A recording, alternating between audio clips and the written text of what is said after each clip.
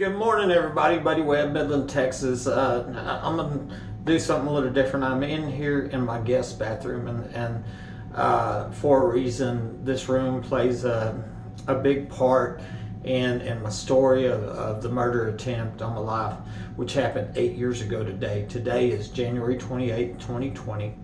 And on this day in 2012 is when criminals come to my home with guns, and they pointed their gun at me and they pulled the trigger.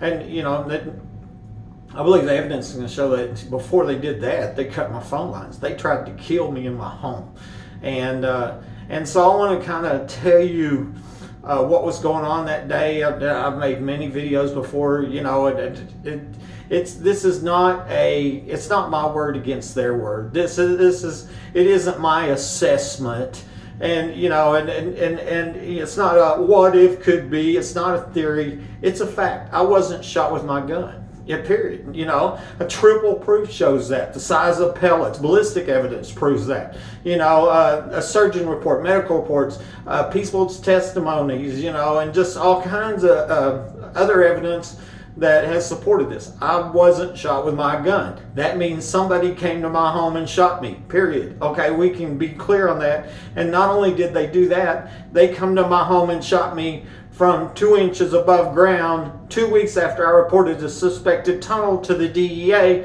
and now multiple people are documented saying tunnels and underground facilities are here. Previous homeowner, Ricky Ronaldo, said, I used to live in your house. I said, oh yeah? He said, yeah, me and my brother used to go in the tunnels under it. Yeah, the tunnels that somebody under my home pointed their gun at me and pulled the trigger. Okay. I want to get that out of the way. It's not what if could be. Okay, I mean, you know, what we're trying to do is, one, stop these criminals that are doing this. I mean, that's cold-blooded murder is what that was.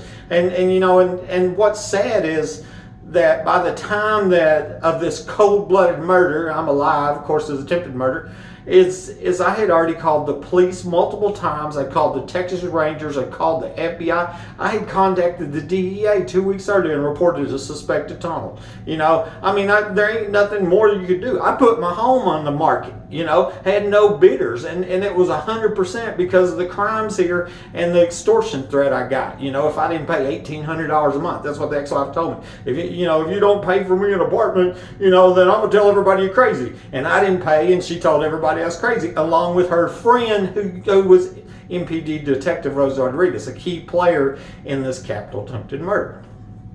Let's talk about the day of the murder attempt, 2012. It's another day for me, okay? It's another day, 14 months of crime, of course, but I really didn't think they were dangerous, you know? I mean, you know, they've been breaking into my home for a long time, and so I can tell you that. I didn't see that coming.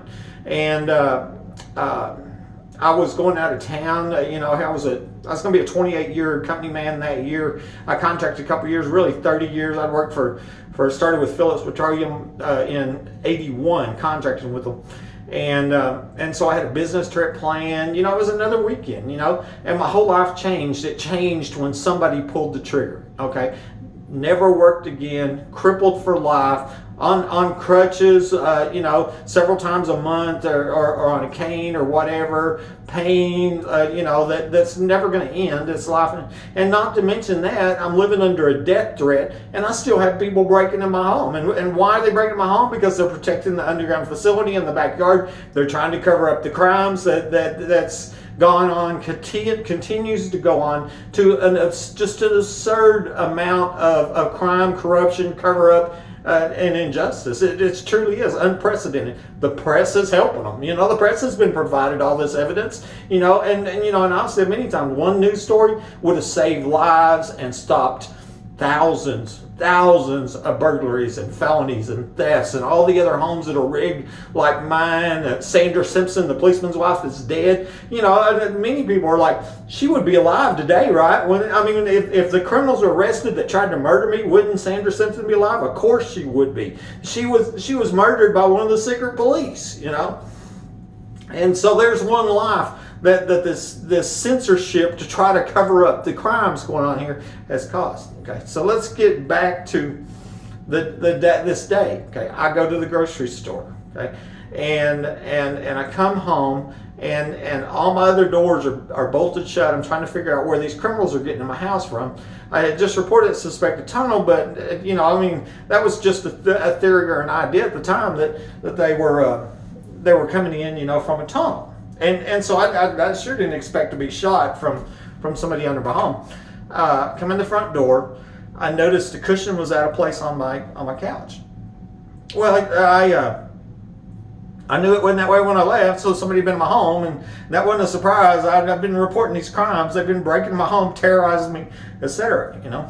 I get this idea to tie wire the spare door shut. Okay, by this time, the ex-wife had already told me that there was micro cameras installed in this house, and I think they were using it for a flop house for prostitution tricks. I got a feeling they were blackmailing people, I really do, while I'm gone, oh yeah, the homeowner's gone, let's have sex here or whatever, and the home is rigged, you know what I mean? They got hidden cameras, they got hidden access, and nobody coming in. The trick is never even going to suspect that because it's Buddy's home.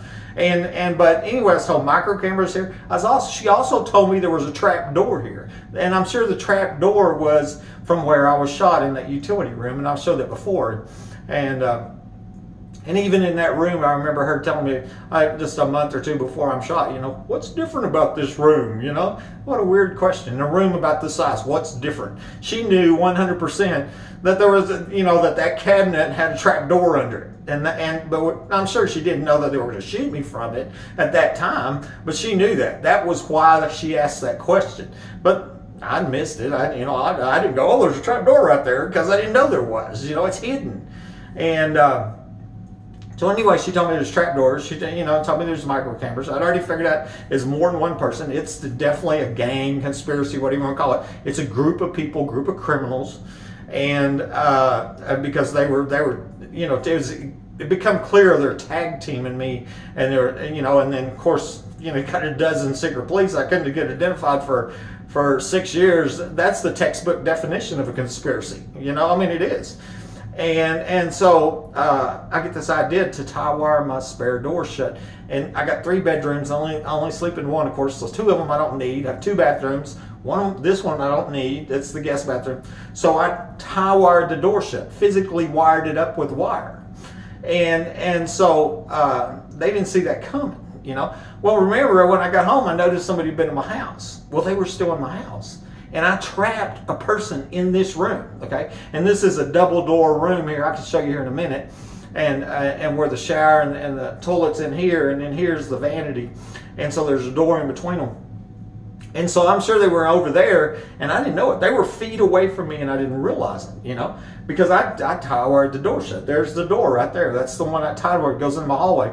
And then also the 2 bedroom doors, and even the closet. I tie wired them all shut. And what I was doing is compartmentalizing the house, and because thinking, well, there's a trap door somewhere, and so that's going to take that area out, physically block it off, okay? But what I didn't know is I unknowingly trapped a burglar in this room, okay? I'm on the other side of the door there, and I've got a gun. Of course, I'm a homeowner. This is my home. This is my castle, right? I have the right to protect my life and property just like you do. These criminals have been stealing. They rigged this home for this hidden access, and they've been stealing from me. What are they stealing? Heating, cooling, shelter, lights, electricity, and anything else they want, okay? And they got hidden access from underground up a modified wall into the attic, and then of course into the main area of the house. When I'm gone, they have my whole house, right? So they got my computer, they got my business records, they have everything, right? And with the current state of lawlessness, I can't even tell you how many different law enforcement agencies I contacted with irrefutable evidence of capital attempted murder, and I get nothing done, and I have crimes. I come home and I have crimes committed against me. Do they have guns right now? Of course they do, right? I'm defenseless, disabled. They're armed and dangerous criminals. That's the environment I live in, I've literally face death every single day, and hopefully so they don't come break into your home and kill you and your family. And it's sadly if they decided to do that, I don't think you can do anything about it. What are you going to do? Call the police? I did that. Call the Texas Ranger? I did that. Call the FBI? I did that. You know, what do you do? Call Congressman Conaway, whose brother-in-law lived across the street? I did that. You know, I contacted the president and the president before him. I contacted the governor and the governor before him. You know, hundreds of reporters, hundreds. You know, and I have the emails to prove all that. Well, like I said, I trapped this burglar in here. So they're in here. I'm over there on the other side of the door with a gun. It's a dire situation. Can you see that, right? I mean, does that make sense? It's a dire situation. They got two choices. One, they can turn themselves in, right? Call 911, say, I'm a criminal, I'm a burglar, I'm breaking into this man's house, it's rigged, it has tunnels, $1 million underground facility in the backyard, we've been raping and murdering little girls, having prostitution, pedophile parties out there, there's 3 other homes out here, $1 million homes. It's going to expose all the crimes. We murdered the guy that lived here before him. It's going to expose all them crimes, right? Because they're trapped in here, right? Or they can kill me. And what do you think they tried to do? They tried to kill me. That's what they did. Why did I crawl out? Because they cut my phone line. They stole my cell phone and cut the home phone lines before they shot me from point blank range directly in the artery. You know, I've said this before. The person shot me. I didn't know they were there. They wasn't in no threat. It wasn't an accident. It wasn't self-defense. It's 100% premeditated. And they didn't shoot me to cripple me. They shot me to kill me. I'm supposed to be as dead as my Claude, the last homeowner. And so, boom, I fall to the ground, phone lines disconnected, crawl in here, try to get phone, I can't get them working, crawl out. That's caught on camera. Y'all have seen that video. I played it many times. I pull myself in the truck, I drive the 7-Eleven, Rosa Rodriguez climbs into my truck, the detective. And later she says she's not even there. April Chandler, she lies and says she's the one. One's a blonde and one's a brunette. Obviously I know which one got climbed in my truck. So both Rodriguez and Chandler lied, okay, about what happened when I got out there. Here at the house, on my cameras when I get back, what we see is John Woodward, Martin County Sheriff John Woodward, that's married to News West 9 reporter Devin Sanchez, okay? It's the very first one to show up at my house 19 minutes after I crawled out.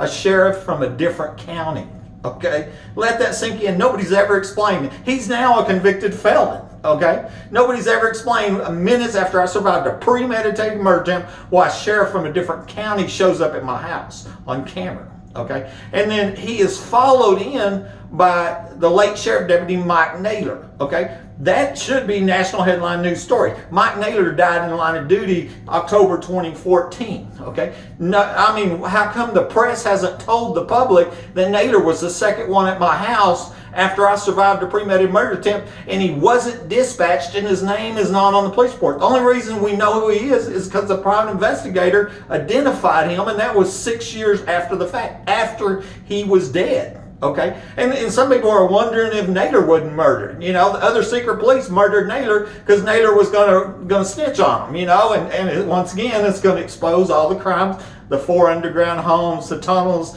the human trafficking, the murder of the little girl, the murder of Michael Hahn, all the crimes against me, the thousands of felonies and the theft, all the other homes that are rigged like this one, the massive police corruption that's helping making it work from the Texas Rangers, the FBI, Homeland, and it's going to expose everything. Okay, and so we got them on camera. We know that. That's a fact. About an hour after I'm shot, April Chandler, the blonde, okay? She's at the hospital. She's filling out a report, 1103. Okay? The police report that I didn't get till 7 years later shows she's not there. And that proved that was a falsified report. And I already knew that because, she's saying she met me at 7-Eleven and she didn't. Rosie Rodriguez did, but she's out there at the hospital filling this report saying, Mr. Webb showed paranoia to the extent that he caused himself to suffer a gunshot wound. She started to write that Mr. Webb showed paranoia to the extent that he shot himself. You can see where she started to write he shot himself, and she scribbled that out knowing that that's a direct lie because I didn't shoot myself. Triple proof says I didn't shoot myself, right? And she knew that was a lie, so she scribbled that out, changed her phrasing, her wording to say he caused himself to suffer a gunshot wound. Now keep in mind, I'm home minding my own business. I'm under a home invasion. I got a felony being committed against me. I've been reporting felonies for 14 months, and she's blaming me because criminals broke into my home, pointed their gun at me, and shot me by surprise. They didn't say freeze or I'll shoot, right? This wasn't none of that, I get the police report in 2019 after the 11 secret police are identified. Okay, and I want to say another one that was identified was Chad Simpson. He was inside my house, Midland K9 police officer. You can see him wearing a jacket, Midland K9 police jacket. He's the police officer that murdered his wife and killed himself 2 months after Naylor died in December 2014. Okay, and that's alleged. Okay, in the murder-suicide. Because the question's been asked once again: was he murdered by the secret police? Because the other secret police are looking at life in prison, right? And so if Chad Simpson or Naylor was going to snitch on him, right, for being involved in covering up the capital murder attempt on my life and all the other crimes, right, which could be death penalty cases, then that would be motive to murder him and cover it up, call it a murder-suicide or whatever. But anyway, so Simpson, another one, once again, his name is not on the police report that I didn't get till 2019. It was illegally withheld from me. It was subpoenaed by my attorneys in 2013 for that absurd protective order hearing. That's a whole nother story. But I've got a subpoena for all the records, and they withheld that report. I had already requested they withheld the report. That's what caused the secret police. I didn't have a police report showing me who the police were. I had pictures of police, and I didn't have names, and I sent their pictures to the Attorney General Paxton. I sent them to the sheriff, Painter back at the time, the past chief of police, the mayor, the city council, etc. Nobody named them. That's when I offered a reward. First time in the history of America, crime victim offered a reward to identify police that's caught on camera in a murder attempt. Okay. But one thing, when I go through the records of this police report, what I find is 5 police officers. Okay, Davis, Dickey, Chatwell, Angel, and Hale are time-stamped, listed as being here at my home, and they're not seen arriving on camera. Now the cameras out front showed Woodward and Naylor showing up, and then at 11:22 they were disabled. They were rotated to the house to disable it. There's another crime in itself. That just shows you they're covering up the crimes. Okay. But the timestamps before 11:22, before the camera was disabled, we got 5 police officers here at my home, okay? And I just named them. One of them's inside my home, Lieutenant Dickey, and he at 11:05, he's inside my home. Oh, it looked like booby traps here. Of course, there ain't no booby traps here, and and I'm sure he knew that. That was part of the slander, defamation of character that was trying to cover up capital attempted murder. Is what it was. And that's all there is to it. These life-destroying lies were to cover up this premeditated, for-profit capital attempted murder. This is a rigged home. I moved in from out of town. 28-year company man, volunteered to lead the United Way drive. Here I think I'm a pretty good citizen. And they're looking at, let's kill this guy. We all work together, kill him, steal his stuff. That's what's going on here. And I was only the next guy after the last guy, because you can bet they killed Mike Lawhon right before I moved here, and that's a whole nother story. Well, also happened this last year was this woman, another woman I recorded on the phone tells me that there's 4 underground homes, 25 foot deep, 3-bedroom, cost $1 million. Okay. And then last year, a woman says, go look at your address on Google Maps. Okay. Maps.google.com. My address is 3802 Fair Circle. And I did, and I was so surprised. It's like there's a facility in my backyard, a large facility in my backyard, okay, on the block map. But you switch it over to the sat map, where the aerial map, and it's not there. You walk outside, it's not there. Put it on the block map, big facility out there. I got a woman recorded telling me that there's 4 3-bedroom, homes, 25 foot deep, each costing $1 million apiece. It's where I believe the famous oil show parties and prostitution parties were going on. It's where I believe that young girl was murdered at in 2010, and that's another story.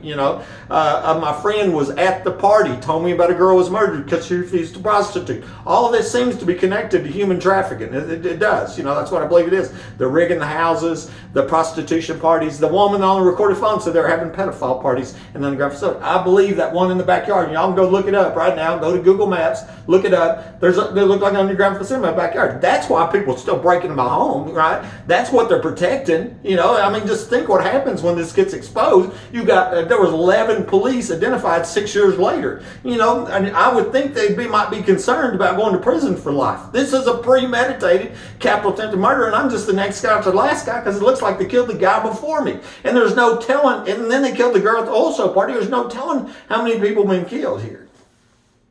I get home from the hospital, crippled for life, okay? They faked my x-rays to try to cut my leg off, have triple proof of that. We don't want to forget the ex-wife. It also told me while we were still together, the secret is a group of doctors are killing people for profit. Okay. What she didn't tell me was her brother-in-law was a doctor. And he turned out to be my doctor at the hospital, and I didn't even know it, right? And that's when them x-rays were faked, okay? And they took the x-rays of somebody else, put my name on them. This other guy's missing his heel bone. And so they took me into surgery. They cut my heel bone off. They intentionally, on purpose, crippled me for life. I'm the survivor of a capital attempted premeditated murder attempt that had been reporting crimes for over a year, okay? I get back to my home, and what I find, and I don't know if y'all can see it, I'll get a close-up here in a minute, here above the door in this bathroom, okay, it's pry marks. And this door was torn from the hinge on the bottom, torn from the hinge, okay? Remember, I had tie-wired this door when I left, okay? When I left, this was all tie-wired shut. When I got back, this door is torn off. Okay. Well, any police that were legitimate, which there wasn't any, but if any legitimate come in police, there's a piece of tie wire, you just unwire the door and open the door, or you take your little clippers and you cut the wire and you open the door, but you don't have to tear it off the wall, right? I mean, you would never have to do that. And, you know, it's real clear, especially the pry marks on the inside top door jamb, because I painted this whole house when I got here. They wasn't there when I shot it, right? Somebody was trapped in this room. That's when it told me what happened. There was somebody trapped in this bathroom when I tie-wired the door shut on that day, January 28th. And it's real possible that was the justification for this murder attempt. And I believe that's probably what April Chandler meant by Mr. Webb showed paranoia to the extent that he caused himself to suffer a gunshot wound. I think she was saying my paranoia was I recognized I was under a home invasion and I tie-wired my door shut. That was my paranoia, is that I'm under a home invasion, a felony's being committed against me, had been, and I tie-wired these doors shut. When I did, I trapped this burglar. So thus, the police, they had to sneak under my home and steal my phones and shoot me. And then it's my fault. That's what Chandler is saying right there. She's trying to shift the blame and blame me, and I'm home minding my own business, and they're breaking into my home. Now, I mean, these are criminals. They could go to prison. This burglary habitation, theft of services, burglaries and theft, and it's happening all over the place. And then the premeditated capital attempted murder, horrific medical crimes, pedophile, prostitution parties, all kinds of crimes here. And so the evidence is there on my YouTube. It's on my Facebook. And I think probably the last thing I'll tell you is I sent my sister-in-law an email earlier that day. And I explained to her how I figured out that I was lied to about my mom's death that happened a month before, December 7th, 2011. Okay. And then I told her I contacted the police. I didn't think anybody in my family had lied to me, but I didn't think anybody in my family would hurt my mom. Okay. And so that email, 12 minutes after I'm shot, it's time-stamped, I've got a copy of it, she forwards it to my oldest daughter, Jennifer. Okay. And then about 2 o'clock, Jennifer, my oldest daughter, forwards it to Detective Rosa Rodriguez, okay? The one that met me at the 7-Eleven. She's the lifelong childhood friend of the ex-wife, a key player. She's caught perjury. She's caught lying. You know, she's the main player in this murder attempt, okay? But my own daughter forwards that email to Rosa Rodriguez along with another one at around the same time. That email I had sent to family and friends and said, in case something happens to me, it won't be an accident. I was referencing that I believe that they killed Mike Lawhon, they called it an accident. And I was worried that was what was going to happen to me. They were to kill me, called it an accident. And so a year in advance, I had sent this email to family and friends that said, in case something happens to me, it's not an accident. Rosa Rodriguez gets that email around 2 o'clock, right? And then after the whole thing's over, guess who closes my case, calls an accident? Rosa Rodriguez, right? This Buddy Webb, this lawlessness has to stop.